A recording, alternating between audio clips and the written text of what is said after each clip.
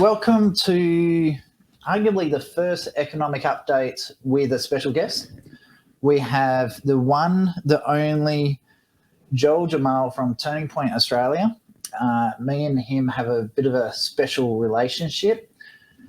He got me deplatformed from 89.7, so he's sort of like returning me the favour and allowing me to try and deplatform him from everything else. So you can try, it won't work. No, he's got way too much following to see. I've just been through the ringer too many times. That's all it's been. they have tried. The establishment has tried already. Yeah. So obviously we've also got another special guest with us today as well. We have the CEO of Global Wealth Club, Grace Black. Hello. And for the people watching on social media, to that side, we've got Stephen Petith, who is a sovereign engineer extraordinaire. I actually don't know what your official title is, Steve. So Stephen does a lot of work around getting people, like you said, sovereign, getting them free from government influence. And when they do decide that things are getting too hot in Australia or whatever country they're in, he can also help them financially migrate to other countries. Yes. Yeah. So he's very, very keen on watching what's going on the politics side of things. Also just making sure any legislation changes, because the amount of impact that legislation has on the finance side of things can be really, really severe. So having someone with Stephen's knowledge is absolute paramount. So, yeah. So, and the whole purpose, I want to create this, I wanted to put Joel, who's probably arguably one of the best political commentators in Australia at the moment, with arguably one of the best financial architects. Absolutely. That's a lot of the big shoes to fill. Big shoes. You pumped my tires up.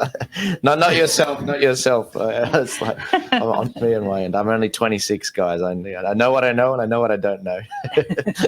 So it's actually really, really funny because this is the first time I've actually met Joel in person. Oh, really? After all these years? All that platforming, yeah. I always thought he was short. And when I picked him up from the airport, it's like, wow, you're tall. So when he says big shoes to fit, he actually does have big shoes to fit. So. Miss my shoes. So what I think we should do from here, I think we should jump straight into it. Grace, do you have any, I did send you the email with the topics we're covering today. Do you have them with you? Or you want me to grab them? Well, what we normally do is we firstly start with the Australian economy. Yeah, sorry. Okay, so let's start with, let me have a look, 1 second, everyone. Okay. Grace didn't bring her glasses, so this is kind of funny. No, I've got. Are you good? Thanks, Joel. I've got your back, Grace. No worries. Okay, so our first topic, Australian economy, is look at Biden cancels trip to see Albo. Just shows how important we are to the USA. Yeah, that was kind of funny when that happened, because I was a bit suspicious, because the same day that Turning Point Australia, we announced we're bringing Donald Trump Jr. out to Australia, the same day Biden cancels his trip, and I was just like, wow, what's your take on that, Joel? Look, I don't think they're connected. I think I would like to think they're connected, but I don't think we can take credit for that. I think that we are a blip on the shoe of America. That's how they view us, and I don't think that they respect Australia. And I think that the trip down under and the Quad meeting, sleepy Joe Biden probably wouldn't have been able to keep his eyes open, and that's very disrespectful. I mean, for a country that we fought side by side, especially from the Battle of the Coral Sea, and every war since World War I, we fought together. Australian blood, American blood, we sort of shed it together. And then for him to sort of snub, I know he's a Labor Prime Minister, but to snub our Prime Minister, he is our leader. I think it is almost the height of disrespect to pull out relatively last minute on something like this after you've made a pledge. And it's a very important meeting, the Quad meeting, for a number of reasons, as you guys know, the economic and in terms of security. We've just announced the Defense Strategic Review, the idea that, the Americans aren't going to join us. It's like, you guys called the meeting, didn't you? Anyway, it's a bit awkward. Yeah, because I know Stephen has mentioned over the global updates in regards to how insignificant we are in Australia. Hey, Stephen? Because we've got the small numbers. We mean nothing in the international. For the meeting, and it's supposed to be, we've got AUKUS going on, we've got the expansion of the military tie-up for the region, we've got the pivot to the Pacific, that Australia is supposed to be such a pivotal role for America in. For him to go, I can't trust Harris and the crew to do anything while I'm away, so Australia is gone, and we'll give you 20 minutes at the G7. That's a huge kick in the ass for Albo. Well, but not. It would have happened with coalition government as well. They just do not respect us, or even to a point trust us, especially after what we've seen from the Durham report with Alexander Downer meddling, in crap, about the fake Russian dossier. It just makes us look even worse. And look, us being part of the Quad. The only reason I think we're part of the Quad is because we're a big landmass in the middle of what's going to be the new empire. So I do have to ask, because I do know Stephen used to be a part of the Australian Navy. What sort of feeling is there between the Australian soldiers towards the US soldiers versus the US soldiers towards Australia?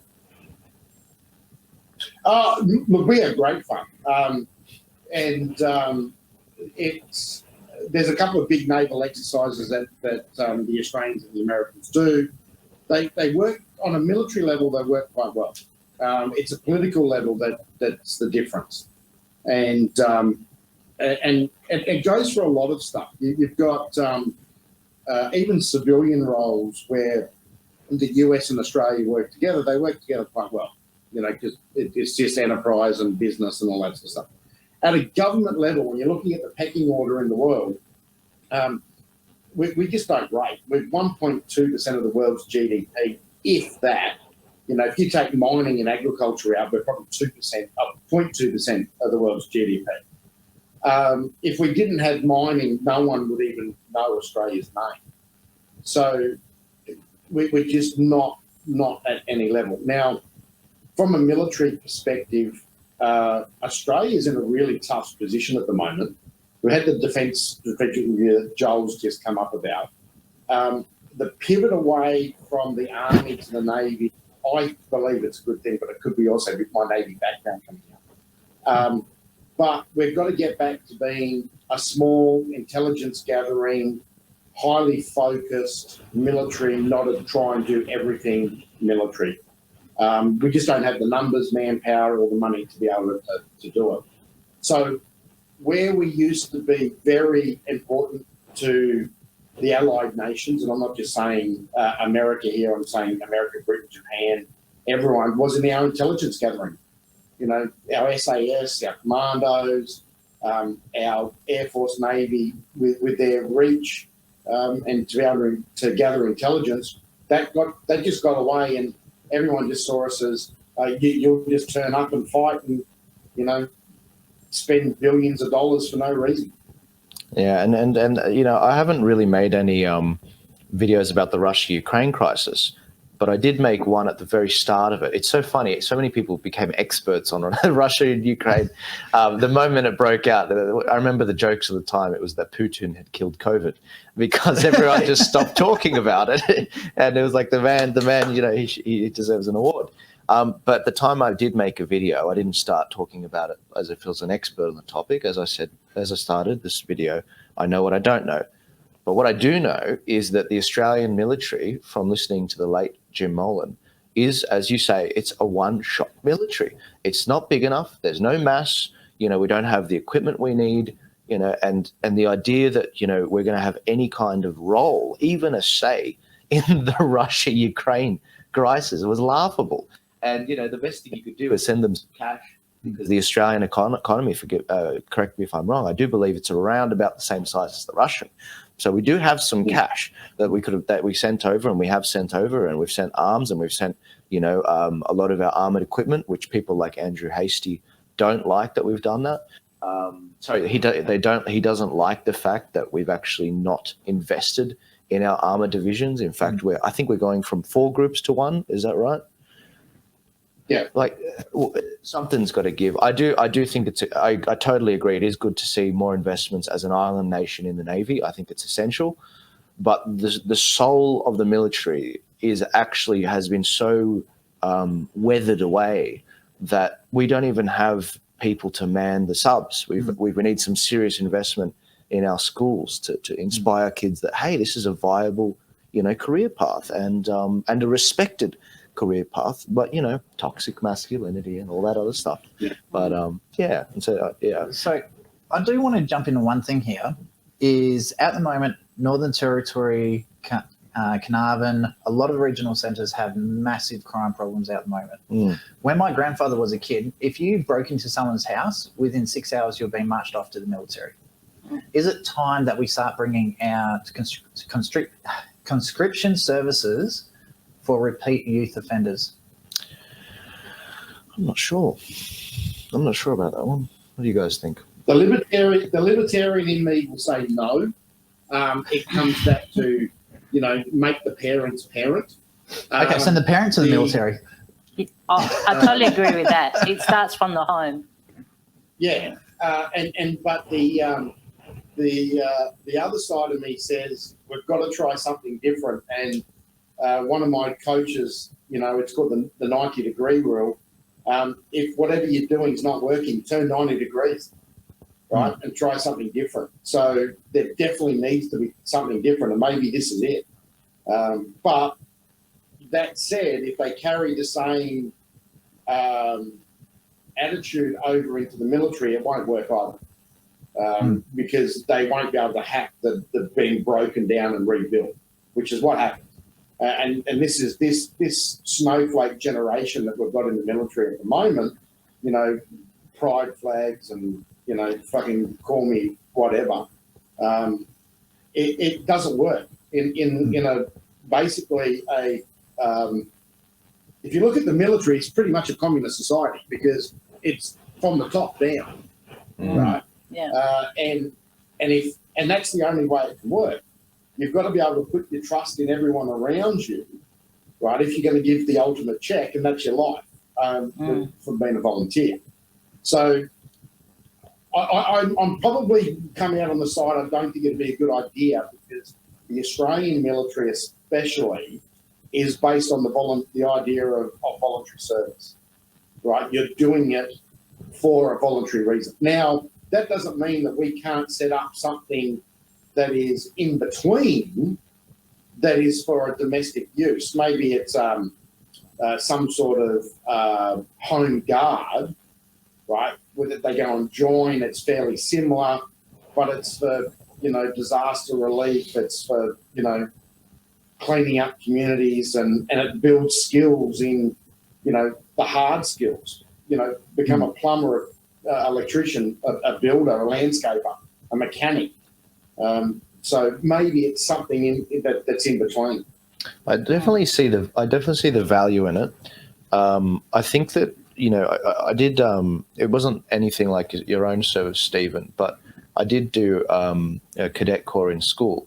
I ended up building my way up the ranks, eventually becoming a cadet under officer in the, I think it's the largest cadet corps in Australia, at the King's School in Sydney. And I really enjoyed what it gave me an opportunity to do. Whether that was teaching us, there is a respect. What gets me out of bed? Looking at the way, have you ever seen the Chinese march, their military marches? Yes. That gets me out of bed. That is like, you look at the discipline in the men's eyes. Yes. I've taught kids with ADHD. Why are you looking at me? No. I'm laughing because in trying to teach them how to march is quite a difficult process, but I did it. But I understand that there's a lot of work that goes behind it. So marching was one thing, and then the other thing was every year we'd go to Singleton Army Range. It was completely run by students. There'd be no teachers on the actual camp with the platoon of 26 boys. and we'd march up and down the mountain over the course of 7 days. Wow. And, ration packs, and it was really fun. It was awesome. And of course, they're coming after my school now. They're trying to change the core of my school and what made me who I am. This is the long march through the institutions. But I do see the value in some kind of service like that. I mean, I think I was in that for 4 or 5 years. But in terms of doing it, I think Israel does it for 2 years mandatory service after you leave school once you turn 18. That's the same as Italy. And Korea. And Korea, Yeah, I see Israel, value in that. Korea, But I'm not sure how it would go with the melting pot of Australia. So I'm not sure. I'm uneasy on it. So we do have a comment on the social media side of things. So Josh, he's a long-time listener at Edge Radio as well. So welcome to the stream. I support national service, but only serving on Australian soil. Don't ship our best and brightest to bleed and die on foreign soil. So I find that one an interesting comment, because would you class serial criminals as our best and brightest? I wouldn't class them as their best and brightest, but I do sort of agree with the comment that he made about not sending a lot of people overseas. The nature of war and the nature of peacekeeping has changed, right? So I think gone are the days where you put 10,000 people into a place and turn up with your guns, because the opposition's turning up with drones and automated tanks, right? So, what we need to do is have specialist units that can be deployed and deploy them with the autonomous vehicles and tanks and whatever it is, are needed to undertake whatever role that is. And I think it's really important for people who are on the stream with us to understand. A lot of people are, we haven't got drones that can be flown in that way yet. We don't have tanks that can do that. Already companies like Rio Tinto at the Perth airport, they have control sensors where they actually drive all the mining trucks that are all the way up in Port Hedland remotely. So a lot of the mining trucks these days, especially the underground ones, you don't need humans operating them. They're all in Perth. So being able to send a drone to another country to kill someone is already viable. There you go. Well, It it's just goes happening to now. show the advance Right. of technology, You isn't it? you It's say a that war the on technology's technology. out there. So if we utilise the AI, I think that's the best way if we can at this moment. Yeah. So what's your thoughts on that one, Steve? Yeah, so look, 100%. All the technology's there. Most of the military and big defence contractors, Boeing, Northrop Grumman, Rheinmetall, they all have autonomous vehicles, all of them, right? And they're all being used by various militaries. Australia's just slow and dumb in its design of our military. We do have some global hawks on, some predators, whether we're taking delivery or they're on order. Some of the defence drone programs were scrapped by the coalition government, which was stupid. So I think Boeing's building the Loyal Wingman program, but they'll take it back to the US rather than building it here. There's a heap of autonomous underwater vehicles that are being used right now. I know Germany and Britain have a lot for mine countermeasures and acoustic gathering information. So, yeah, we've just got to totally rethink. And being a small navy with a small population to back it, or military to back it, we should be looking to more and more autonomous. Using more and more and absolutely, say, leveraging 1 man to 10, right, and that sort of stuff. But doesn't it go back to finance? You need money to do that. Strong No, economy. Because a lot of the time at the moment, they're spending money in the wrong place. That's right. Our government has more money today than it's ever had, right? But we waste it more than we've ever had. That's right. And also Right? due to Just have a inflation. look at politicians. This is really Here we go. Politics. Steven's- right. voted themselves so that they can take every staff out of Canberra. Why the fuck do they need to do that?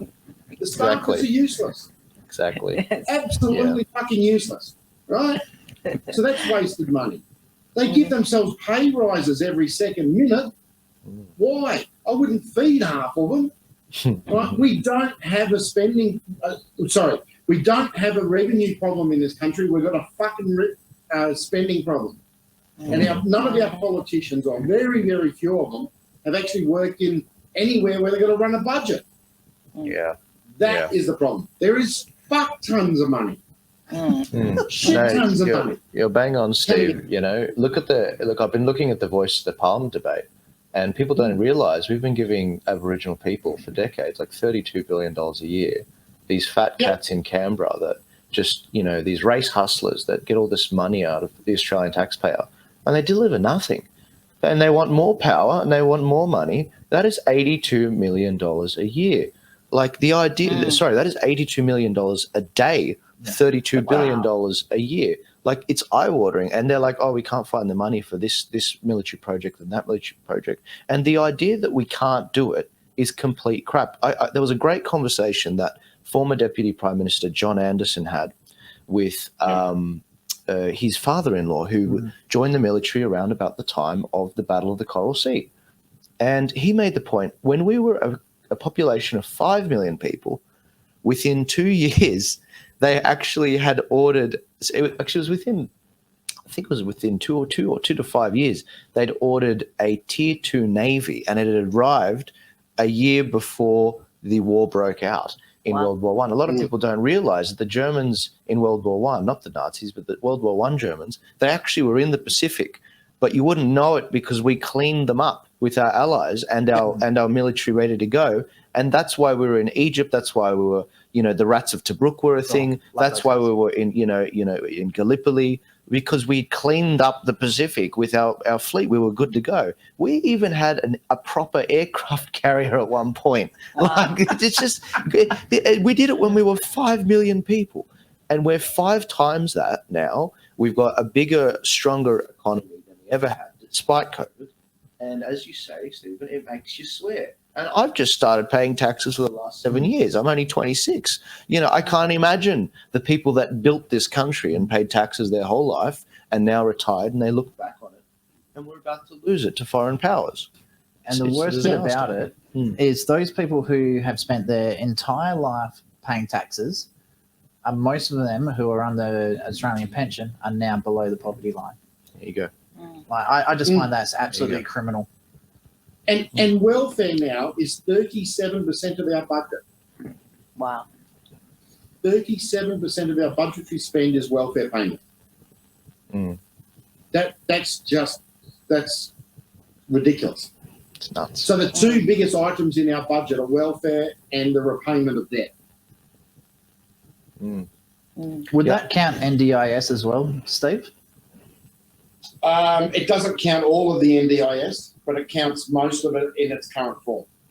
Okay, when so you that's add going to go up as well. NDIS in, holy shit, it goes over 50%. Yeah, NDIS is massive rot.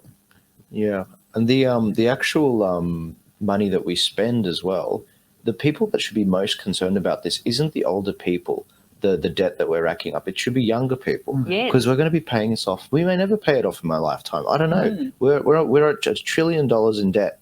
You know, I think that's the state and federal debts added up.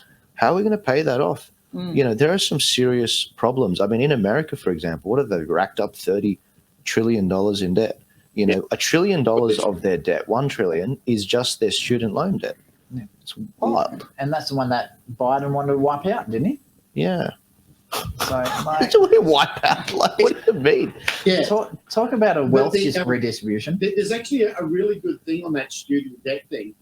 If you wipe it out, the economic activity that could come from it, because the people that you're going to wipe it out from will traditionally spend the money that they save. Right. So it's like if you got rid of FBT in Australia, your economic activity would go through the roof, because everyone would just start spending, companies, individuals, and all this sort of stuff. So the GST revenue that we'd get from it would far outweigh the the tax revenue that would be lost. Right, Right? that's interesting. But this is the problem with our politicians, is they don't think like that. And Treasury especially doesn't think like that. What it thinks about is if I add here, I've got to take here. If I take here, I've got to add here. They don't think, well, if I take here, this grows. Yeah, there's no wealth creation, no growing the pie. No. They're so blinkered in the way that Treasury operates. Put it this way: if you took Treasury's accounting standards and went to try and list Treasury on a stock market, you couldn't do it because it couldn't be audited. So why is it that a country runs on different accounting standards to the major corporations have to? Hang on, we lost you then for a minute, Steve. Can you repeat that one? I said, why does our country run on different accounting standards than the major corporations in the country? It's just another reason why major corporations don't want to invest in Australia. It's just too hard. I've watched a lot of Stephen's videos where he's spoken about it, how Australia could actually do a lot better to get more investments, not only into Australia from international companies, but also having Australians reinvesting back into Australia as well. So, Well, you once made a comment to me, Travis. There's too many red tape, yellow tapes to overcome. Yeah, green tapes. Green green tapes, tapes purple. now, purple, rainbow tapes. Yeah. Blue. I thought Steve would like the rainbow tape one. It's a soft point for him, I can tell. So let's move forward on to, because we've got a lot of topic to cover. Move on, since we're still at home. Let's look at homes on hold. So in New South Wales and Victoria, there's 27,000 homes on hold due to material costs and economic conditions. The construction, you mean? Yeah, Mhm. that's right up your alley. Yeah. It is, yeah. Look, So, please, Steve. I just want to jump in there for a minute. And Queensland WA doesn't have the same as bad a problem, but it's got a problem. But this comes back to the red, yellow, blue, green, pink, yellow, whatever tapes that we're just talking about. Most of these home builders have gone, you know what, we're stopping all our developments because it's just too hard. I'm not going to wait 3 years to get approval to do a subdivision. That is our real housing problem. It's and once again, I've been saying this for the last 3 or 4 weeks, is that our biggest problem with housing is government. It's not the will to build them. It's not that we can't build them.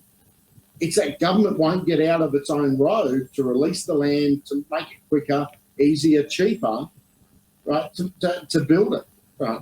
So they keep changing the standards on what's required in a house. And in some places, by the time you start building a house, the time you finish, things like smoke alarms might have changed. So all of a sudden you can't get a certificate of occupancy until you go back and rectify it. yeah. That's the housing crisis. Government is the problem. Yeah, it's a combination of things. I totally agree with all of that. I was more on the pricing end of things with when I was an assistant development manager. I'd work for a construction and development company, and I'd often put the tenders together to actually apply for some of these contracts. Now, we wanted competitive pricing, so I'd have to call up all the different suppliers and all the different contractors and get the most competitive price. What made me redundant was once the lockdowns hit in 2020, we saw a situation where obviously the banks tightened up their funding, so they weren't actually giving developers the 90% finances that they needed. But what really priced us out as builders, and we were quite efficient builders, like, small, relatively good size. The problem was we don't make anything here. So China, whether it's your tiles, whether it's any electrical in a house, name it. It's like we all got expensive, and we don't make anything here, and that was the challenge. So there were also delays, but also the price of it was just too much. This is the problem. This is why what I do civically, we need to get people that run and govern well on a council level, a state level, and a federal level. It's a top to bottom problem, and we can't just think that we can just a top top-down approach is going to work. It's not. You know, we need Australians to be more civically involved. 100%. And our councils are being taken over by Greens, right? And then that is stopping any development. It's stopping any progress in our cities and towns. So it's up to us. And I've mentioned this before. One of the problems we have in the political world is we don't have a politician problem per se. We've got a voter problem because we've got a massive voter base that don't care. They just go in and robotically vote. So we end up with absolute idiots, doesn't matter which side of politics. We end up with idiots in Parliament. Yeah. Like we're talking about Brisbane, and Brisbane has like Greens on a local, state, federal level, up to top to bottom. And we're talking about having a Greens mayor now in Brisbane. Oh, what? Like that's a beautiful city. It's going to ruin it. It'll be 100%. It'll become Melbourne. Yeah, the Melbourne. So for the WA people, it's effectively Fremantle. City of Melville is a really bad shire over here, where to the point where they're blocking all sorts of development purely because they have found 2 bits of grass that apparently were endangered, but there's a whole entire national park full of it. So there's just a whole heap of bureaucratic bullshit that's slowing everything down. Now, one question I do want to throw to both Steve and Joel, because this is right up both your alleys. I hear constantly people blaming boomers for the cost of property at the moment. So as a property developer, I want to see your opinion on that one, Joel. And Stephen, as an investor, do you think it's because younger generation these days are trying to go straight from university into like an $800,000 property? Because I know when I was a kid, my first house, and like I'm 40, so I'm not exactly old, my first house was actually $70,000. So that was about 15 years ago. So what do you think is the actual cause? Is that the cause of the problem, or is there other things that's causing the prices to be unattainable for younger generations? Let's go Steve first. So I'll start. The boomers aren't the problem, right? It's this instant gratification. I can remember growing up, we, as a family, to make things work when we were building businesses, we lived in caravans, right? Mum and Dad sold their properties so they can invest it into the business and downgrade it to a caravan, right? So that's not a boomer's, the mindset there is build a real asset that's going to create income and wealth for you, rather than going, I want the beachside, lakeside, canal side house with a BMW and in massive debt. The other problem with our housing here in Australia is that our banks are underpinned by housing, right? All the profit that the banks make and our governments live on housing stamp duty. So the problem again is not boomers; it's back to government and the corporates, that are absolutely working against. I think most people now will pay over $1 million back for an average $700,000 home. So that's it's bigger than what we think. And look, I'm involved in the tiny home, and we're getting some really good traction with tiny homes. We're coming up against idiot councils, which makes it harder and harder and harder. But we're getting some good traction now around the granny flat laws, where people can actually put tiny homes in their backyard. One of our businesses, the experiential stay stuff, that's going on real well. But the other side of the business now that we're moving into is actually tiny homes in little villages or in little groups where people can go and live in. So people want to downsize and basically own something. So I'm not a big fan of owning your principal place of residence. So for Joel, as a younger generation, and also your experience in the building side of things, what's your thoughts?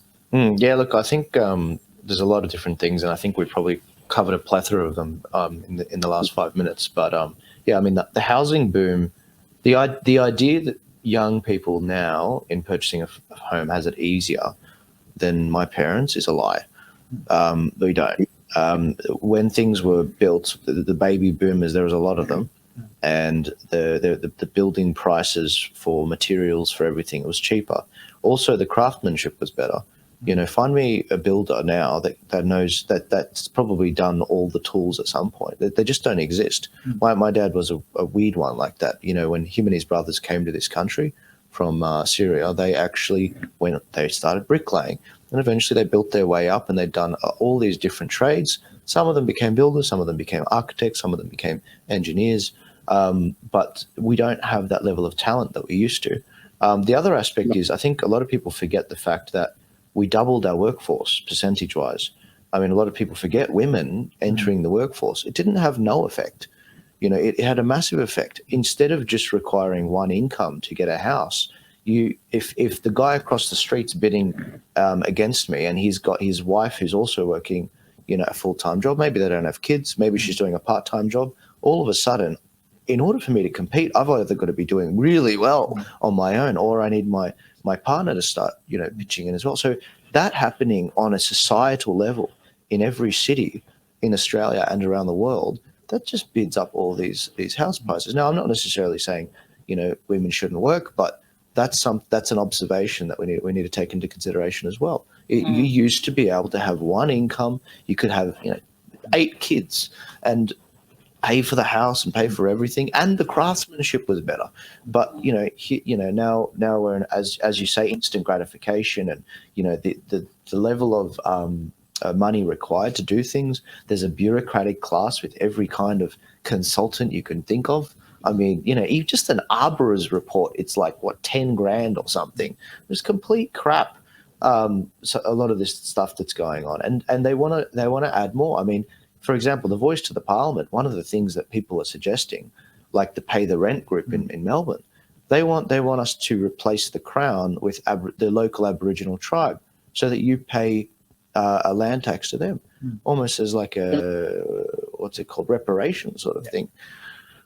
We can't keep going on like this. Oh, just on that, the figure that came out the other day was 80% of Australia, or it's actually a little bit over 80% of Australia, is already under native title. That's right. Right? So what we're going to have is, one, you're going to have native title, but two, sitting right beside it, you're going to have traditional title. So not only will you have to pay to native title some sort of tax, you pay to the traditional owners some sort of tax. So all of a sudden, the cost of land, and the government's going to want its take in that as well. So you'll be paying 3 lots of land tax, in effect. And one of the more recent changes, and thanks for that, I think in New South Wales, correct me if I'm wrong, I think stamp duty, it's almost become like there's the option to have it as a Netflix subscription. Yeah. So that you know, rather than pay it all up in one lump sum, which is a significant amount, you can pay it as, you know, small increments over 15 or 20 or whatever years. But it's into the future. It's like almost it's forever.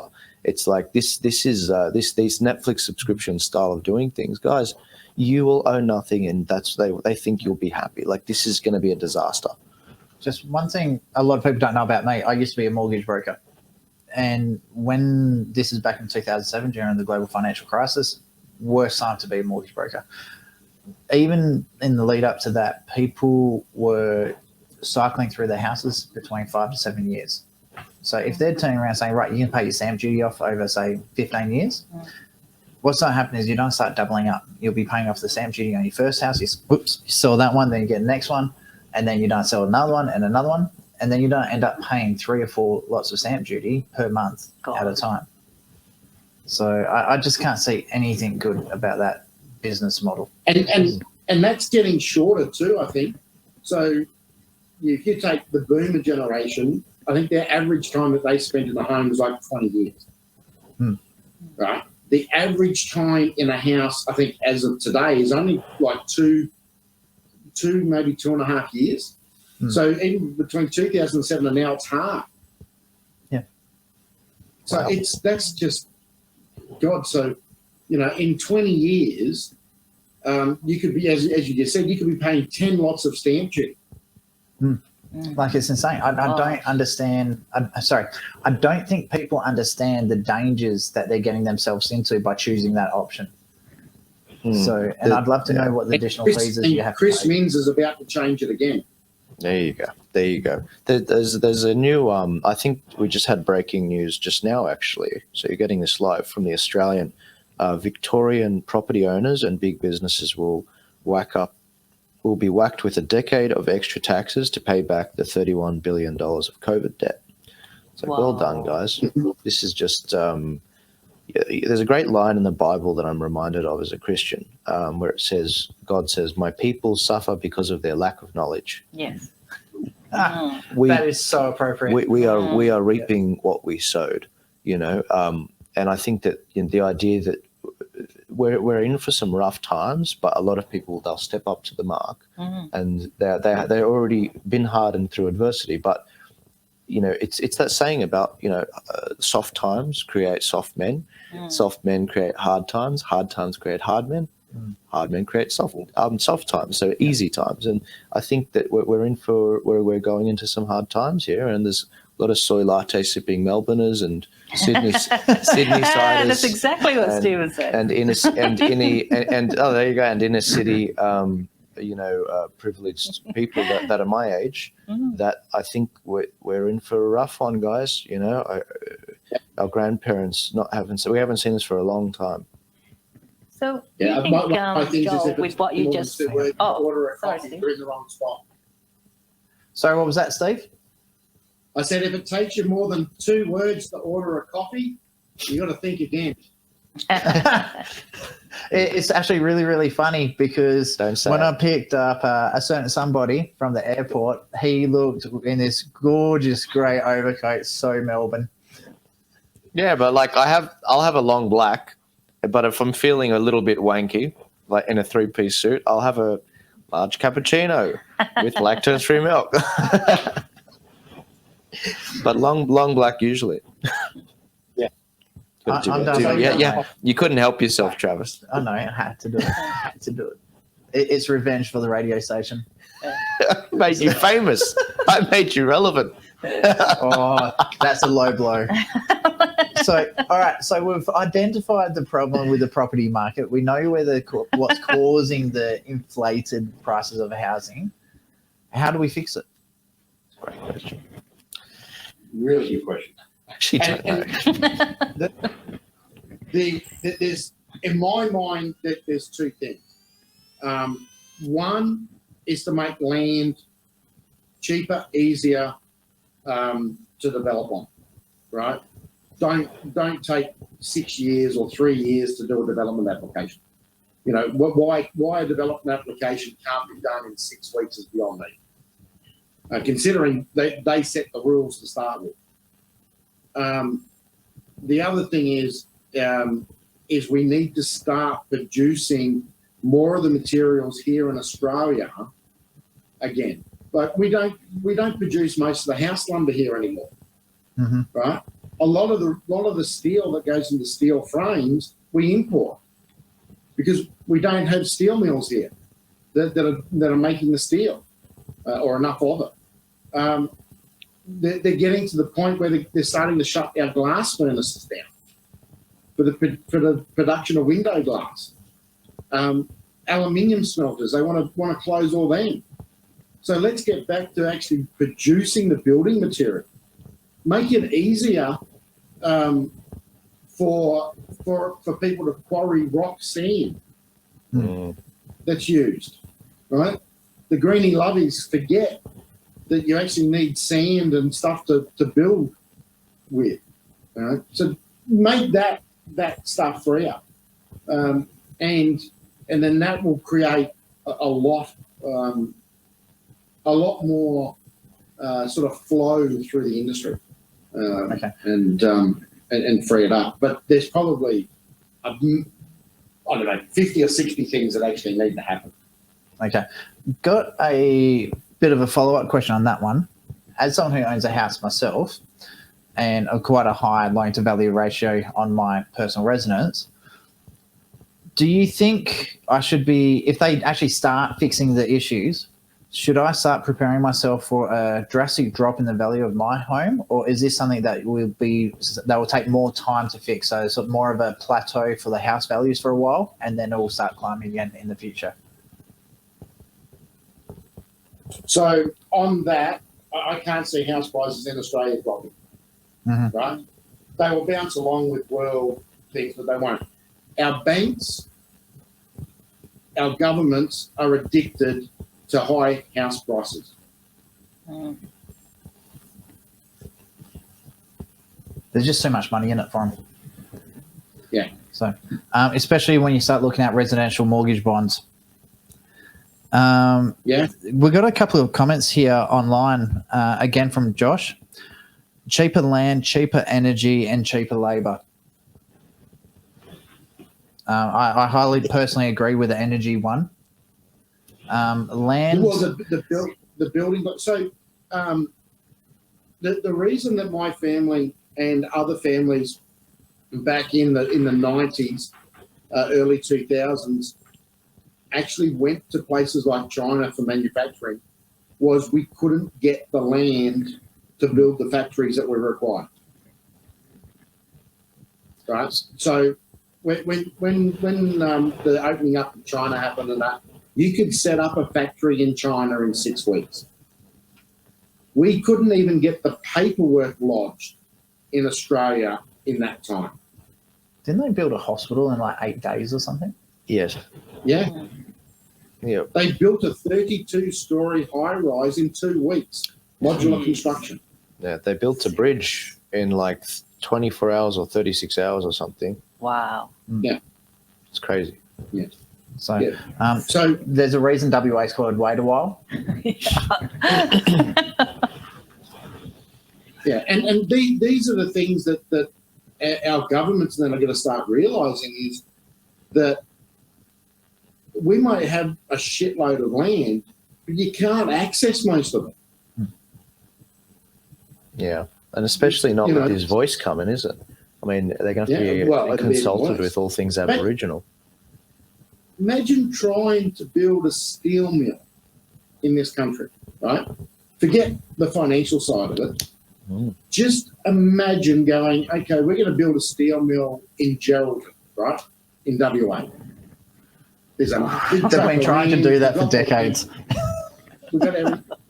By the time you got it through council, the steel mill, the technology you were going to use, would be out of date. So you'd never build it. Yeah. Is that project Iron Boomerang? No, that's another one. You got Iron Boomerang. Great idea. Will never, ever, ever, ever happen. And why you do it with rail and not just expand our shipping routes around. Yeah. And actually, but then again, without cheap energy, without having a couple of nuclear power stations to back up these big blast furnaces, why would you even look? I think this is why people are disillusioned with politics. They just don't feel that our politicians have our best interests in mind. You know, the perfectly, you know, the Bradfield scheme, is it? You know, the Iron Project Iron Boomerang. You know, the idea that we export our iron ore overseas so that other people can process it and then we buy it back, like, it's just stupid. We've got so much water in the north part of Australia. Like, we should be greening the centre of Australia and feeding Asia. Like, it's just nuts. It's nuts. Well, have a look at the Ord River, right? The Ord River project. Massive dam, huge amounts of agricultural land up there that can be irrigated. A lot of it's not, because it's been sat on by foreign agents and foreign companies so that they can secure it when they run out of food. That's a lot of Australia, especially the centre of Australia. Yeah. Don't even get me started on trading water. Water trading. Sensitive point. And a lot of people say that it's the Chinese that own on most of our land.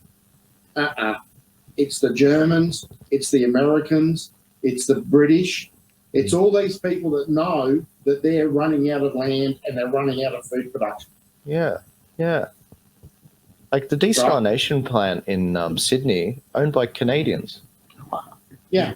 That's just brilliant, guys. That's just brilliant. Jeez. Knowing the amount of water we have up north, not only like the monsoonal rain, but also we've got the aquifers where we get a lot of the water from Papua New Guinea comes down into Australia.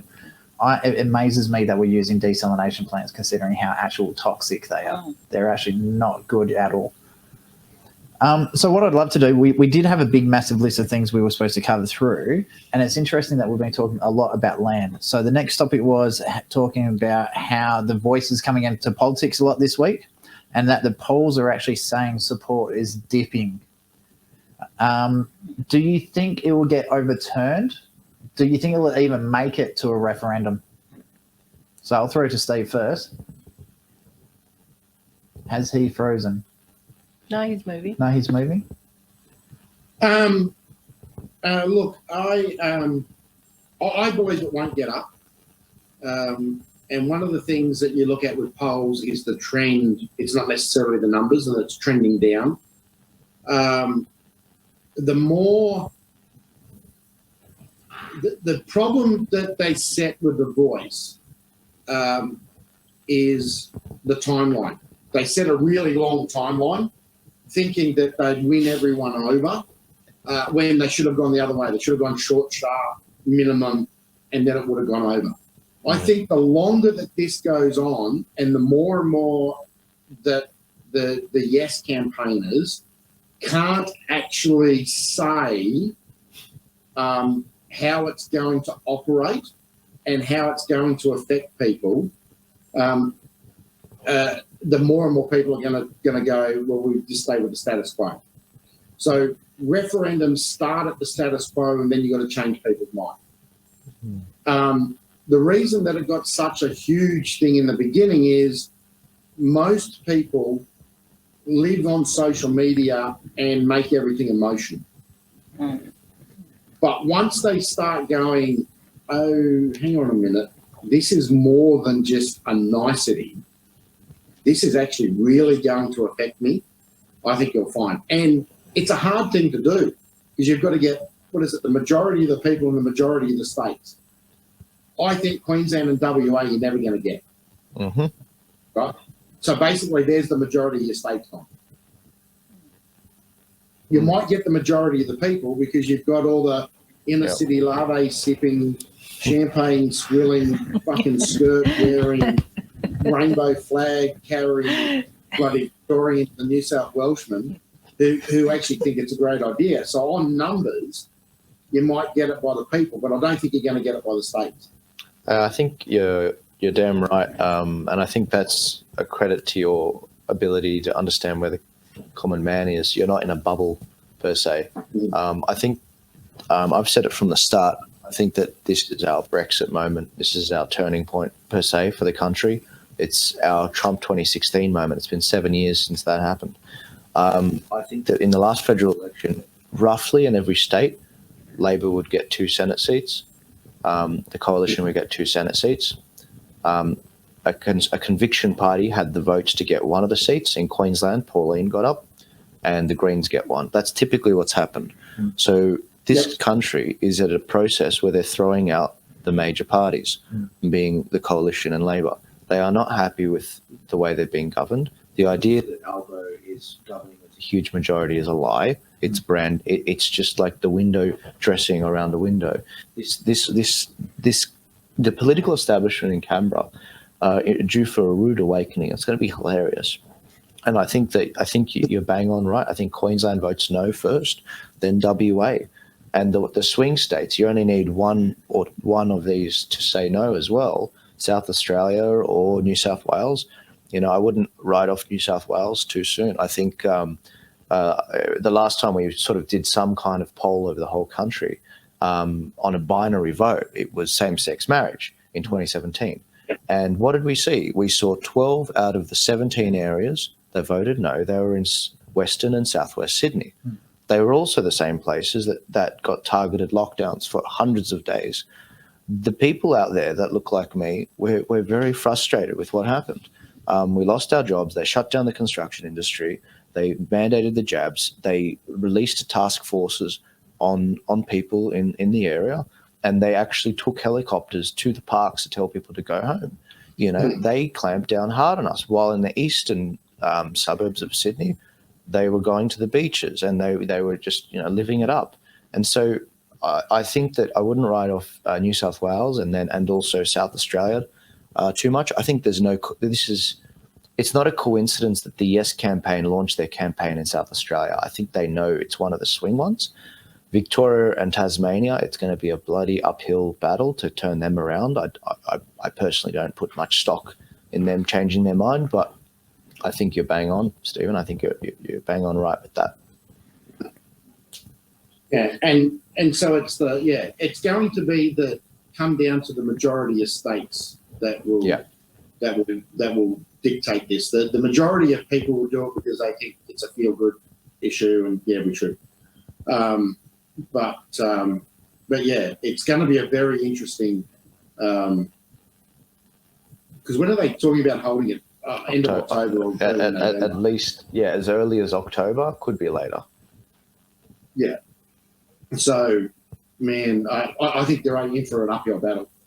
Yeah, it's going to be so funny when it happens.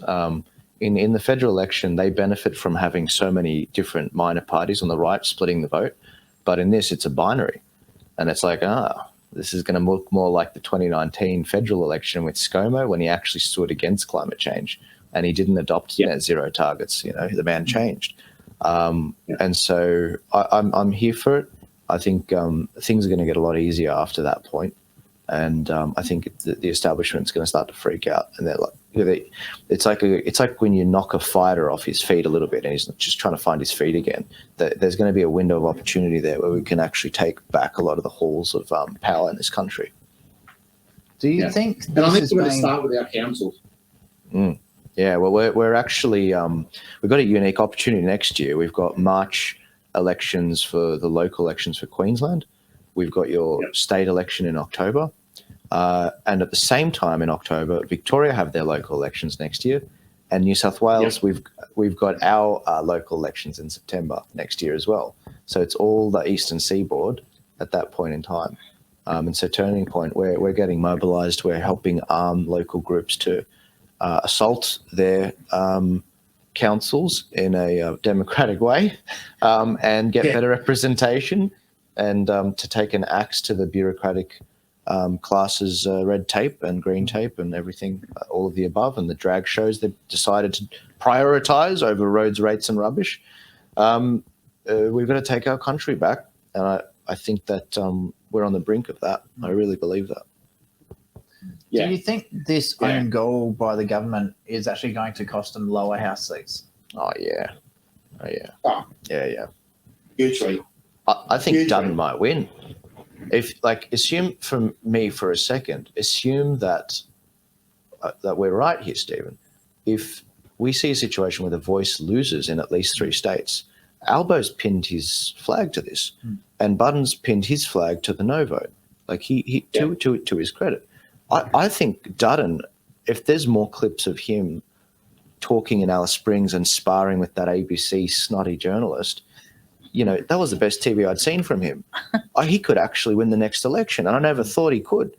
But off the back of a victory against the Voice, I think the man could form government. You know. Do you think the lower house if he dumps Victoria, just wipe it as a lost cause? Don't worry about Tasmania, but really focus on Queensland, Western New South Wales, so outside Metro Sydney, WA. He'll win it because the government is only 2 seats, pretty much. That's all they're governing by. So a heart attack and an intermarital affair, and they've lost government. And every government you see one of those happen, and an MP has to go to the crossbench or resign. So the government is on, it's very, very, very, very close. And Dutton, as long as Dutton can get around the idiot lefties that are still in the Liberal Party, and stick with the Queensland-based groups that he wants to really drive. You can see he wants to drive with it. When he was in Alice Springs, he was driving those sort of conservative, what I call the sub-metro values, the suburban values, and he was winning. He was winning in a huge way, and he didn't really have to do anything. He just had to be him. Yeah, I wouldn't write off Melbourne though, Steve. I think yes, they did just have their state election, but the reason they lost in such overwhelming fashion, the Libs, is because they took a 75% emission reduction target to the election. They decided to go more woke than the federal Labor Party on that, and other things like the western suburbs of Melbourne. It's like the western suburbs of Sydney in many ways. A lot of ethnics, a lot of religious people. The Liberal Party, they win when they run from the right. That's how That's how Tony Abbott gets a massive majority. And you can continue to win and govern like John Howard did if you also govern from the right.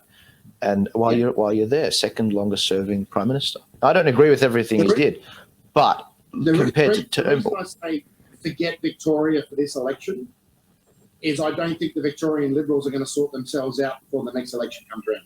Right. I think that the rebuilding of the Victorian Liberals is going to take longer than what Dutton has to fight an election based on them. So if it was me, I'd go, let's put all our resources and energy into where we've got a strong or a strongish base and fight that. Yeah. Because you're still going to pick up some of the country Victorian seats because the Nats hold their seats and grow their base very well. Yeah. So let the Nats do that, right? And give them the support. The other thing that's going to happen is the Conservative and the right minor parties have got to get their shit together and work together.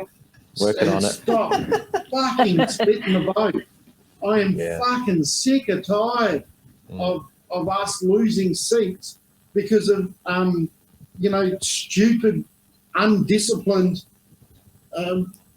minor parties.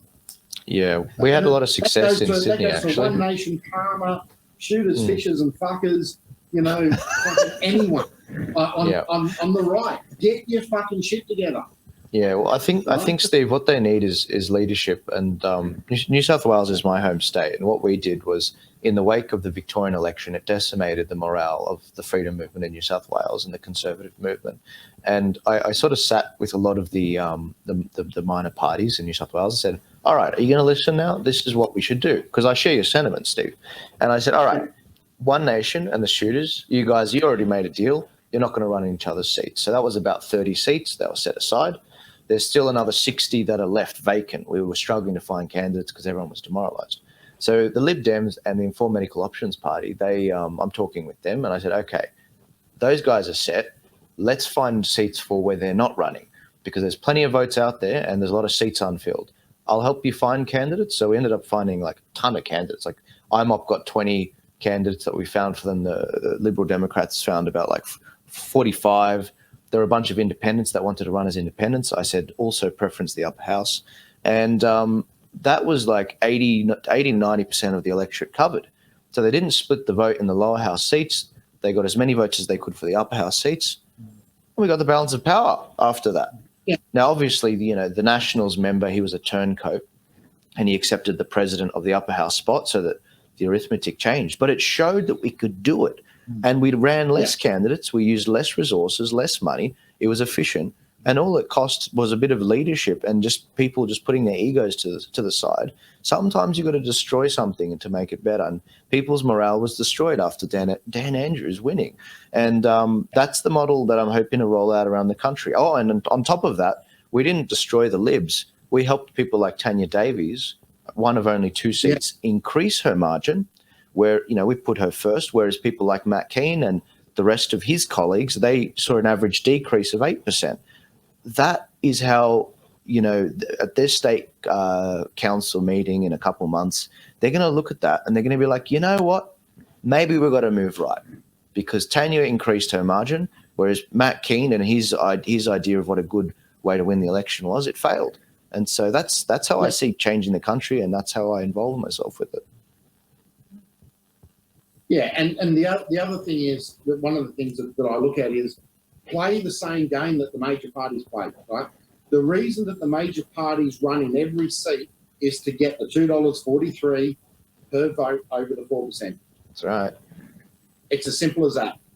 That's why they run in Labor seats. That's why they run in seats, the strong independents. They're not after the winner. They're after the money. Yeah, and it's also for leverage so and play the game. Yeah, and that's what we've got to do on the right. Is we've got to get all the parties together to play the game and make sure that we're getting above that 4%. We're getting that $2.43 or whatever it is at the time of the next lot of elections, because that gives you a war chest to keep fighting. So Steve just echoed something I've been saying for years. Mate. Politics is about dollars, and when I was involved, I used to be heavily involved in the Conservative parties, both in New South Wales and Queensland. Mate, that's all it's about, is the dollars. Raise money, put money into fighting campaigns, get your shit together and go and fight. It's all about the money. So talking about that's the money, little things that we're really got to do if we want to turn this around. So talking of money and fighting, so I am going to jump across onto start going globally. So we did make reference of this earlier. We've got Don Jr. coming to Australia. So I'd love to kick off, I think Ed called it Trump Watch. So it's a bit of a segment that they do each week. That's because I love Trump. I've been to the States, been to a couple of his rallies, went to one I went to a private dinner in New York during his campaign and a rally in Florida. I'm a Trump junkie. Ooh, someone's a fanboy. It's good to hear. So the first one we got is Durham Report. Did I pronounce that right? Yeah, that's right. Good. Shows that Trump has no ties to Russia. That's right. Political ties. He's got business ties. Because they've been trying to build hotels in Russia and the old CIS states for years. The whole Durham Report and basically what everyone used to call me a conspiracy theorist on, and I'm an ever-Trumper, and I couldn't get my head out of my own ass because Trump's a bad orange man. All I want to say to all those people is no, because I'm sick and tired of all my conspiracies coming true and having to find new ones. The underlying parts of this report, and one of them I'm going to pick up here, is Australia's involvement through Alexander Downer. Alexander Downer and the way that they interacted with the US Embassy, as far as I'm concerned, they were acting as saboteurs and planting parts of the misinformation. So we really need to look at what's happening there. And that also could be part of the reason why the US's lower respect for Australia is because of these sort of meddlings that are now coming out and going, maybe they can't be trusted. So that is something that we need to do. The other thing that's really coming out is how much the media lied, fabricated stories, created lie check units, not fact check units, and basically sold everyone a pup, right?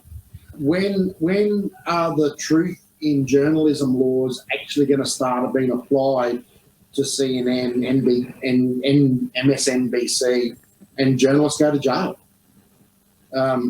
that there is laws in America, in Australia, under their charters, especially the public broadcasters, where their charters demand fair, balanced, and non-bullshit stories. So The ABC doesn't follow that. Well, the ABC should be shut down. Yes. Defund the ABC. Not the police, the ABC. The only show that I like on the ABC is Gardening Australia, followed by Macca of a Sunday morning on the radio. If they're the only two shows that the ABC run, I'd be happy. To be honest with you, But we could save ourselves $1.2 billion a year. Because the ABC is just a propaganda unit for leftist bullshit. So I think it's something really important there to highlight the importance of stuff that like Joel's doing, especially the Real Rakshan. In WA, we've got Edge Raid Australia. Had to give myself a plug there. Yeah, to put the It's really important, I think, that we do support a lot of these non-mainstream media institutions. So just talking of the non-mainstream media, Steve, have you got any personal picks on which ones are good to listen to?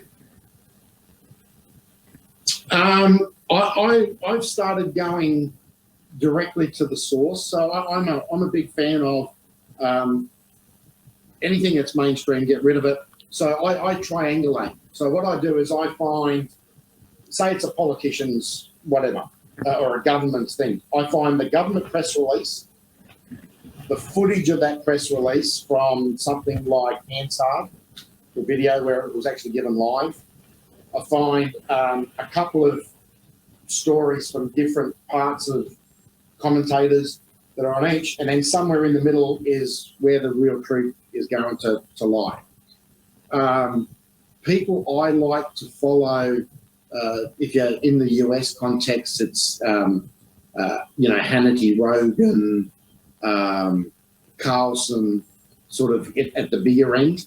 A lot of smaller guys.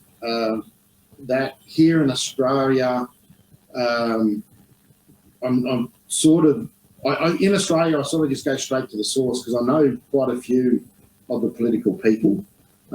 So I sort of just go and talk to them and not worry about the media that much. Nice. Yeah. I was hoping you'd plug yourself there, Joel. No, I mean, So for those who do want to watch Joel on a more regular basis, what's the best way to get a hold of your channels? Yeah, Just Facebook? I'm everywhere. I mean, it's up to you what your preference is, but I've got Joel Jammal and Turning Point Australia. They're two different pages, but I post the same things basically. Facebook, Instagram, YouTube, Telegram, Rumble. That's pretty much it. I mean, there was a lot of other ancillary ones, but ignore that.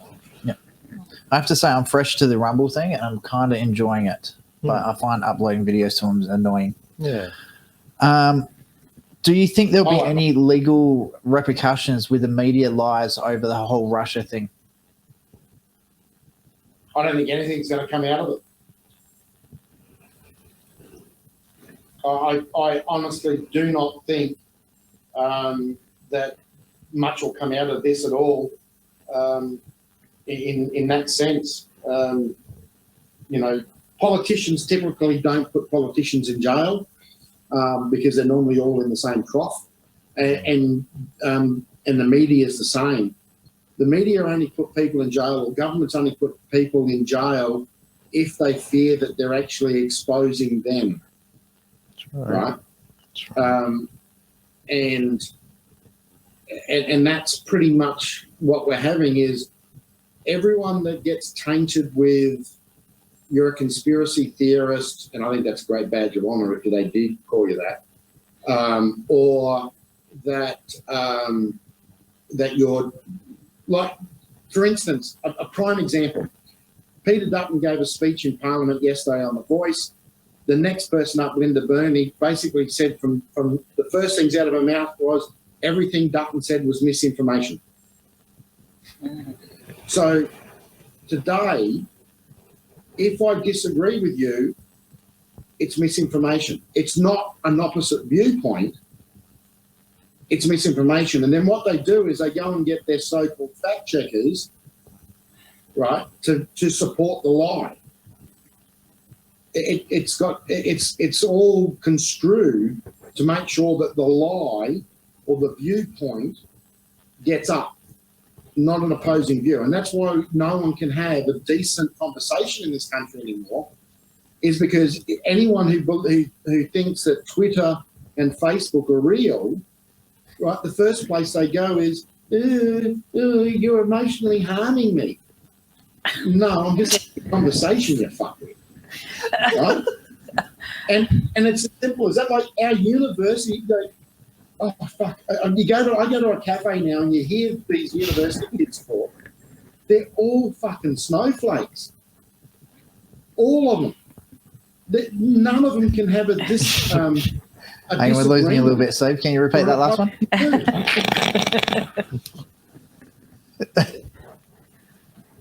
It dumbfounds me. Absolutely dumbfounds me. I just love some of the comments coming through. So, Aiden, war is peace, freedom is slavery, ignorance is strength. Yeah. So I do find it disconcerting, having run as a candidate myself in the past and having Karen Brewer label me as a pedo without any information, no talk to me at all. The lack of consequences to people in the media, I find that's what is really disconcerting. Yeah, the fourth estate is dead, pretty much. We've got to recreate it, rebuild it, and corporatization. So people say capitalism is the worst thing in the world. No, capitalism is the best thing in the world because it's the choice of individuals to work together. All right, that's what capitalism is. You know, me and you, we can trade and do whatever we want between ourselves without interference. What we have is corporatism, all right, where corporates are coming over the top of capitalism to basically create fascist states, right, or authoritarian states, where there's a few at the top, and politicians, mind you, are marching to the drum of a lot of these big corporates. So corporatism is our problem. And the corporatists won't put each other in jail. Have a look at all the stuff that happens on Wall Street, and none of them go to jail, right? Some lowly guy from the bloody mail room goes to jail, right, for so-called insider trading, but the guys at the top that are insider trading as a routine get off scot-free. You know, people like Elizabeth Warren, Nancy Pelosi, where their husbands and that are raking in millions and millions of dollars a year, or family members are raking in millions and millions of dollars a year, trading the markets from bedroom talk, right? It's wrong. But that's the corporate society that we live in now. If we had true capitalism, we wouldn't have this crap. We would have the 1950s again, the 1960s again, where the economy was absolutely humming. Good times. Yeah. So is this one of those things where it's up to the individual to actually start standing up and making a conscious decision not to go through corporations and things like that, and start more looking for and being very specific on what industries they consume the news from, anything to do with information like education?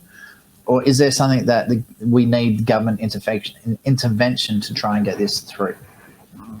I think that when it comes to solving that problem, just like in politics, as Steve said earlier, parties get funding from your first vote, the primary vote. I think it's more like in the New South Wales election, in the federal election, it was $3.50, whereas in the New South Wales election, it was $4 for the lower house vote and then $5 for the upper house vote, something like that. It's insane, $9. You know, people would rather, and, you know, when I look at what's going on with voting, a lot of what we did in the federal election, we got 250,000 how to vote card downloads through Turning Point, we defunded the major parties $1.4 million, and we channeled the funding to parties like One Nation and other conviction parties like the Liberal Democrats and the UAP.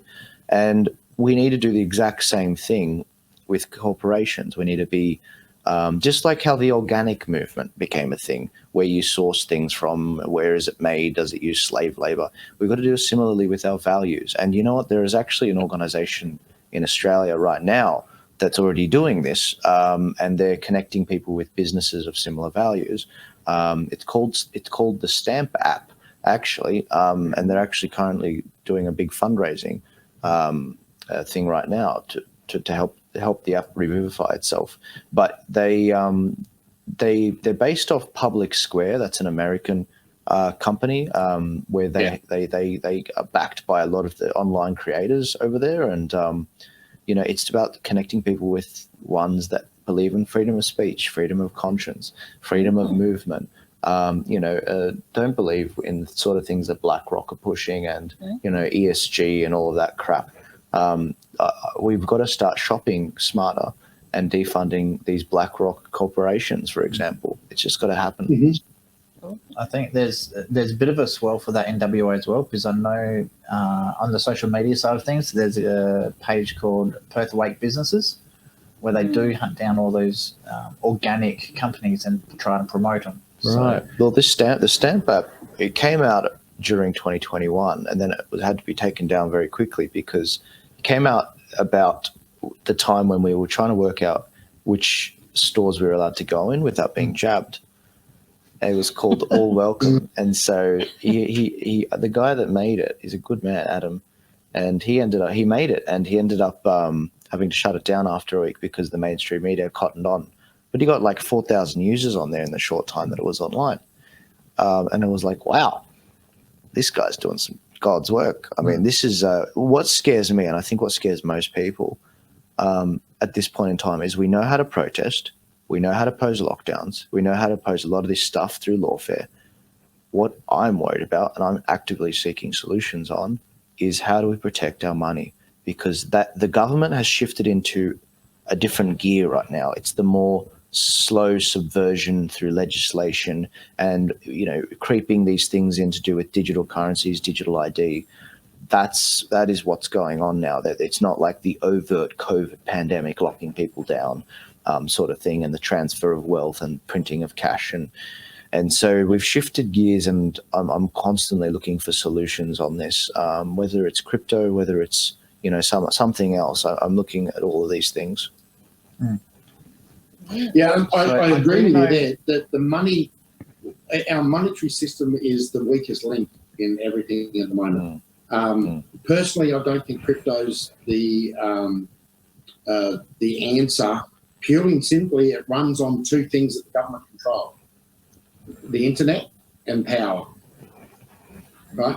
So if the government shuts both of those down, you've lost all your crypto. So then we're back to, well, what used to be gold, silver, rock shells, things that everyone had the inherent nature of the value and the intrinsic value of those items. So one of the things that I sprout a lot is convenience is the killer. Right? The more people give into convenience, the more power and more freedom that you're losing. Right? So, like if I don't have to, I don't shop at Coles and Woolworths. Right? I'll shop at a local grocer or I'll shop at a butcher because it's not convenient. I've got to go to 4 stores to get the same stuff that I could get from one, right? But I'm helping local people. I'm participating in the local economy. Yeah, right? pay cash when you can. That. And that's what we've got to do. We've got to stop this. Everything is convenient and jump to it. Yeah. And if you want cash to survive, use it. That's right. And on top of that, the local store is not going to preach to you about why you should vote for The Voice. Yep. Or tell you, I went to a Chinese restaurant the other day and I had the luck, I took a photo of it and sent it around to a few friends, and it had a sign at the till saying cash preferred. Yeah. Support local business. Yeah. There's no bank fees on that. Well, Steve, this is why I like the Stamp app so much, because what it is, assuming the internet's still online, it connects you with businesses all around your area, but there's a tab that you click where it shows you the ones with your values that are sign on with certain values. And that is a natural starting point. They're the most likely business to do some kind of bartering or even trade in physical gold. It's the start of something. And that's what excites me. And I love people. I love. I think this is why we will outpace the Chinese, for example, because we don't have a centralized control. We unlock the brilliance of so many different minds in this country and come up with solutions that way. Yeah, we do have and that's comment. Why, and so just on that, that's why India will make China look like a blimp in history, because they're not centralized. It's random. It's got a very large population base that are seeking solutions, not looking at the government. So, India is the animal that we should be fearing the most, not China. If you wanted to fear a country, I wouldn't fear a country. Just stick to your values and you're going to win. So. Well, Modi didn't snob us, so that's nice. That's very nice. Yeah. Didn't he put him in a gold chariot and take him around the cricket ground or something? Really? I didn't know that. I liked Modi and Trump together. That was nice. When Albo visited, it was pretty poor. Albo shouldn't have done it. It was a campaign rally, basically, for Modi. And Albo's riding around in a gold chariot before the cricket. It was quite funny. Yeah, Albo's not the smartest, but so we do have a few comments coming through on social media here. Josh said, we used to call people that got the answers right before everyone else did smart. Now we just label them conspiracy theorists. Cash, metal, and privacy for coins. And he's commented in regards to you about shutting down the internet. If the government shuts down the internet and power supplies, we have bigger problems than accessing our crypto. Considering nearly everything in WA is controlled by the internet now. Well, Australia-wide, actually. So, again, for the people who are watching online on different platforms, if you do want more info about Global Wealth Club, globalwealthclub.com. And they're really, really talented, and I'm totally biased here, by the way. And this is more for the people watching on social media and on Joel's channels. I'm kind of disappointed in Grace and Stephen, actually. They had an amazing opportunity to promote Global Wealth Club, and they let it slip, so I'm going to do it. So if people do need to educate themselves on how to tell them literally to go fuck themselves, Global Wealth Club is a great place for it. So we have, like Stephen said, we haven't finished yet, Travis. I know, but I just want to get in there early and get people promoted. But then again, that's your job too, by the way. Yeah, true. But I'm still new to it, so it's okay. So, did you want to head to the next topic now? How long have we got? Because Joel is the plane. I've probably got another 10, 15 minutes, guys, before I've got to rush off to a meeting. Yeah. So the ones I've got is the G7 meeting and Germany. Which one you want to do, Steve? Actually, let's do Germany. Let's go Germany. Because this is really, really interesting, and it shows why Albo has done what he's done. So the comment we have on... I thought you would only lead in, but I'll do it for you, Steve. So apparently in Germany, it has now become easier to become a citizen. So which is sort of like creating a global push for migrants. So I've been preaching this for a while, that we're going to start seeing restrictions on migration, especially from countries that are going to drop out of being the leading empire versus those that are the coming empire. So think the Western world versus BRICS is the easiest way to do it. Germany is one of but a few that are basically making it easier for migrants to move there, become part of the slave labour for their corporations and become a tax slave.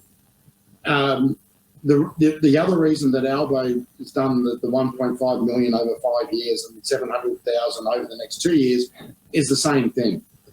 The US is doing the same thing by opening the border. Canada's doing the same thing by making it easier for students to stay after they've been after their education. We're starting to see it happen with a lot of the island nations with citizenship by investment programs or residency by investment programs.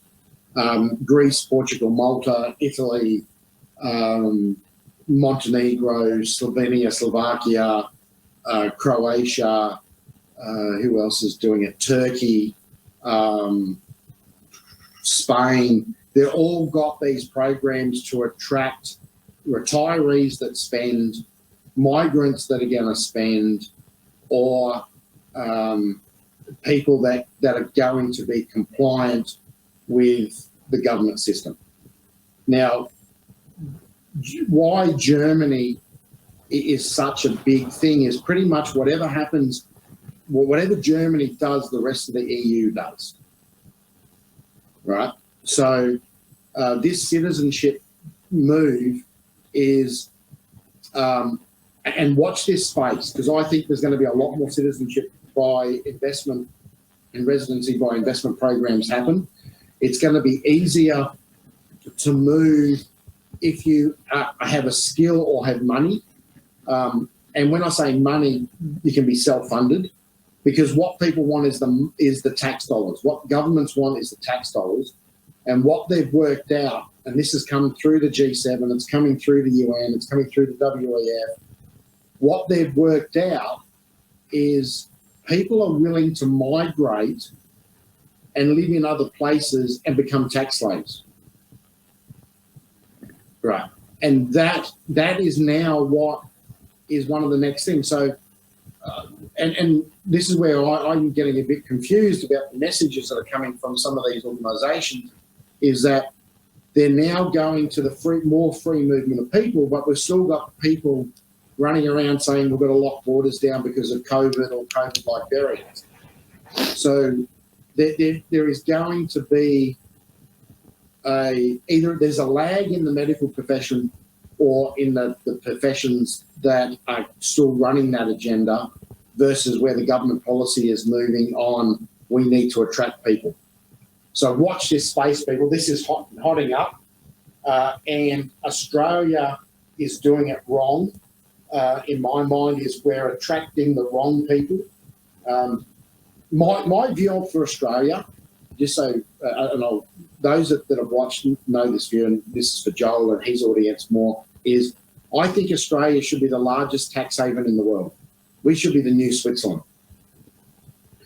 And the reason I say that is we're an island with a lot of land that if we got our shit together, it'd be a great life for everyone that wanted to move here. But what actually tends to happen with tax havens is the population doesn't increase, but the economic activity does. Because all of a sudden, you're providing a lot more services and a lot more activity to international players. So once again, this is that grow the pie thing versus it's a zero-sum game. And if Australia pulled its head out of its arse, especially in Treasury and the Prime Minister and Cabinet, and actually went, shit, we should become a tax haven, fuck everyone and move all their assets here overnight, because no one's going to fucking invade Australia. That's right. We're too far from anywhere, too hard to get to, too hard to conquer, right? And once they've bought all our shit, they don't need us anymore. That's right. That's right. So it's a simple fix, but we've got dumb politicians, more so dumb bureaucrats. But that is the one thing in this global push for migrants that we should be doing. We should be trying to attract the billionaire that wants to park all these assets here, right, and employ 20 people to look after them, not him, because he's never going to live here. He'll live in Monaco, or he'll live in Hong Kong, or he'll live in Singapore, or he'll live on his small Caribbean island. but we can have all their wealth and all their business, all their companies headquartered here. What would you do first? That's very interesting. Yeah. What would you do first to start that process? As an international investor, what would you like to see Australia do first to start encouraging the millionaires and the billionaires to camp their money here? First thing, make our tax system territorial, not worldwide by residents or because residents can mean companies as well as where you place yourself, right? So the first thing is the first simple thing that they could do is change 2 words in our tax system and go cross out worldwide and just put territorial Australia. And by doing that, regardless of all the other crap, you would attract billionaires overnight. You would attract so much money overnight, it's not funny. Because if you have a look at the Hong Kongs, the Singapores, the Dubais, that all have a territorial system, their inflows of money to be managed is huge.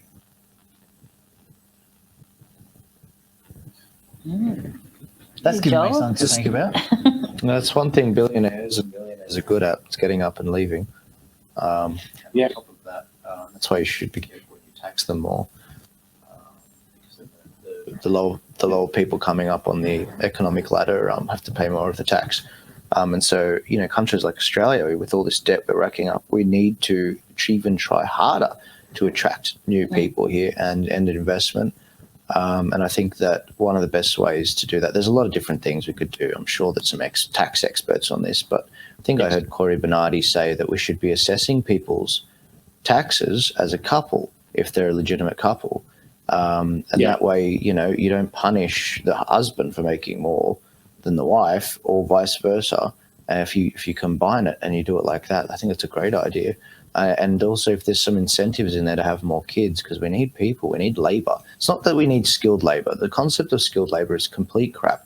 We need people. That's what we need. We don't need skilled people. It's a shortcut when they say we need skilled labor. We've got plenty of ability to train people up properly if we cut the crap out of the programs and if we do it efficiently. What we need is people. There's no people here. There's no reason to be here. It's just a tax burden to be here and to live and to breathe and to just, pay for your healthy living groceries. We're an exporter of food. How is our food this expensive? It doesn't make any sense. We're an exporter of energy. We're an exporter of resources. Why are all our resources and energy so cheapest expensive? Energy in the world. What happened? Yeah. And the thing is, one of the things I missed is when I was living in Asia full time, I had a staff in my house full time. I had 3 people full time and up to 5 if I had guests. Can't afford that here in Australia. Mm-hmm. Right? And a lot of these places, they rely on expats relocating there and then employing people to be gardeners, cleaners, dishwashers, drivers, because those people then put their kids through school, right, which then creates a whole cycle. And there's people, like I've got friends in that, especially in Malaysia and Thailand and that have had 2 generations as house staff. So that's 40, 50 years of constant employment going on, and allowing people to work, whether they're on the pension or whatever it is, and not crucifying them for doing it. So, but there's little simple things that I think we need to do. And one of the things is we've got to change the mindset. And Joel first said this earlier on, is we've got to change the mindset in Canberra from zero sum to growing the pot. If you can change that mindset to be a grow the pie, man, the world's our oyster. Yep. Everything will change. So with that one, because I do need to get Joel to the airport, Mhm. it's been an absolute flying visit to WA. I hope it's been an enjoyable one. Yeah, it has. It's been great. I just first of all want to say thanks for Global Wealth Club for hosting Joel today. Thank you, Joel. Thanks for being with us. Yeah, thank you, Joel. So, Stephen, your insight has been amazing once again. It's just, I love how fired up you get. Spice it. We need a bit of salt. It's good. Definitely the X factor right there from Steve. So, what would I love to do? We've got a couple of minutes left over. I want to see if there's any questions in the chat from either the guys live on the Zoom or on the social media accounts. So, I'm just going to have a quick look on there. Speak now or forever hold your peace. Or you're hunted down at Good luck. Turning Point, Australia. Good luck. I'm in a different state every day. It's a shame, Steve. I was just in Queensland. It would have been good to pick your brain more. Yeah, next time you're around, let me know. Or next time I'm in Sydney, let's catch up. I'd love to help out more. So if you need a hand on anything, let me know. You like Korean barbecue? Oh, yum. I love I love Korean barbecue. Can I come too? There was an incident with was it soju? Soju. I love soju. Was that the first night you were in? Saturday? Yeah. Yes. That was a long day. That was a 25-hour day. And it ended in Northbridge. So we'll leave it there. I can Soju, imagine. Korean I love barbecue, soju. Yeah. Northbridge. Wow. The fist didn't fly, but I think you got pretty close. Okay. Any questions there? Don't worry, it wasn't me. It was the Lebanese guy breaking the fight up, which is hilarious Which is and a first. unusual, and a first, as you say. He's gonna spit his coffee. Look at him. No, there's no question on Zoom. All right. Well, if there's no questions on the Zoom either, I'm going to wrap this one up. Let's do it. Joel, I'm extremely grateful. Thank you for hosting, a legendary host, and Thank you, Joel. and Thank wrapping you. the trip up. No, thank you very much. Thank you very much. This Yeah, guy's been putting up thanks, with me all week. Yeah, I've practically been the chauffeur. Now, Steve, when you come see Trump, I'll let Joel know because I'm talking Trump Jr. I'll be here. there with bells on. Yeah, so I'm pretty sure Joel he's coming in because Turning Point Australia, isn't he? Yeah. So Yeah. Joel, very good likely he'll be on the stage. No, I will be on the stage. It's the first part, yeah. So I'll be on the stage, and it'll be the Sydney, Brisbane, Melbourne show, and we'll be bringing senators on stage, and it'll be a cracker. It's going to be it's the place to be. I think Nigel Farage might even drop in. Who knows? Well, I'm thinking Grace, Well, barbecue, Queensland. I actually spoke to Stephen the other day. Hey, Stephen, let's make it to the Brisbane, and then the next morning we'll do our breakfast with Stephen and Michael. Hey, Joel. Jolly. I definitely won't be. I'll be too busy. It's a 4-day red eye tour. It's going to be crazy. What's the chances of getting Don Jr. to breakfast? We had to cut our Perth and Adelaide show because we've only got 4 days. It's like every minute is accounted for. It's insane. But yeah, so the high rollers, that's what they're like. Talent. Anyway. So if you do want we'll be details for the Donald Trump visit, just send Global Wealth support at globalwealthclub.com an email, and we'll be able to get you in contact with. Just to book tickets online. Ticketek and Ticketbud, they run it. It's trumplive.com.au, and that's the best way to get tickets. And I'd get in early because they're actually getting snapped up very quickly. I think there's a whole tier of tickets that just sold out, in terms of one of the ranges, but I think there's heaps more of the dinners with Trump, which is really good, very good value for money, but there's also a ton of general admission as well, and so get onto those because they will get snapped up. Okay, I think we just had a bit of an internet glitch then, so I'll just grab that site for the tickets again. Yeah, sure. It's trumplive.com.au. Yeah. All right, fantastic. So on that one, I'm done. Wrap this up now. All right. Go get something to eat, and we'll take someone to the airport. Yeah. So Global Wealth crew online, thanks very much for being here. Stephen, again, thanks, and for the Turning Point Australia people, thanks again. Thanks, Stephen. Thanks, Joel. Cheers. I'll see you later. To kick the habit that my mind is